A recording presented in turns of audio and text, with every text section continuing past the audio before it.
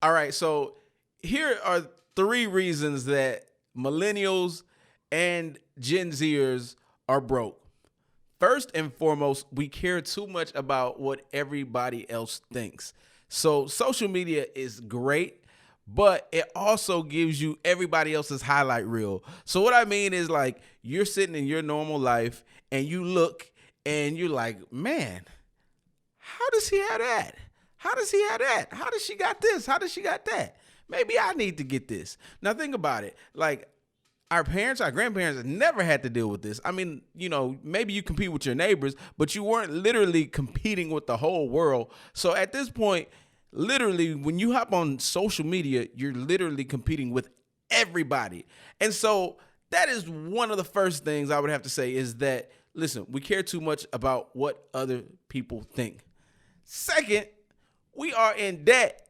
So if you haven't heard, there's a student loan problem. Of course, I mention it all the time because it's one of my favorite things to do. But consider this. We got $1 trillion out in student loan debt, which means every single month we are not paying ourselves. We paying Uncle Sam. And so with that said, we are in trouble, right? Because debt means basically you're your slave. You're working for somebody else. You might as not even be working for yourself. You're working for whoever, all right? So number two would be that we are in debt.